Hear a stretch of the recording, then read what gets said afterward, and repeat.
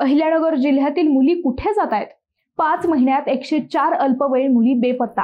अहिल्यानगर जिल्ह्यातील गुन्हेगारीचा आलेख झपाट्याने वाढत असतानाच अल्पवयीन मुलींच्या बेपत्ता होण्याच्या घटनांमुळे अधिकच चिंतेचे वातावरण निर्माण झाले आहे। जानेवारीपासून मे अखेरपर्यंत अवघ्या 5 महिन्यात तब्बल 104 अल्पवयीन मुली बेपत्ता झाल्याची माहिती समोर आली आहे।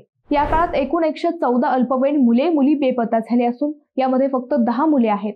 उर्वरित 104 केवळ मुली असल्याची बाब अधिकच धक्कादायक आहे। 1 जानेवारी ते 27 मे या 140 दिवसांच्या कालावधीत 15 ते 24 वयोगटातील 782 व्यक्ती बेपत्ता झाल्या आहेत। यात 617 महिला व मुली आहेत, तर 165 पुरुष व तरुण आहेत। याचा अर्थ दररोज सरासरी 5 महिला व 5 मुली घरातून बेपत्ता होत आहेत। त्यापैकी काहींचा शोध लावून त्यांना त्यांच्या कुटुंबियांकडे सुपूर्द करण्यात आले असल्याचे कळते, परंतु अनेक जण अद्याप सापडलेले नाहीत। बेपत्ता झालेल्यांपैकी अनेक प्रकरणात अपहरण किंवा फूस लावून पळवून नेल्याचा संशयही व्यक्त करण्यात येत आहे। तरीही सध्याच्या आकडेवारीत या गुन्ह्यांचा समावेश नाही, ज्यामुळे पालकांची चिंता आणखी वाढली आहे। अहिल्यानगर जिल्हा राज्यातील भौगोलिकदृष्ट्या सर्वात मोठा असूनही पोलीस दलाचे मनुष्यबळ मर्यादित आहे। यामुळे 14 तालुक्यांमध्ये वाढलेल्या गुन्हेगारीवर नियंत्रण मिळवणे पोलिसांसाठी मोठे आव्हान ठरत आहे।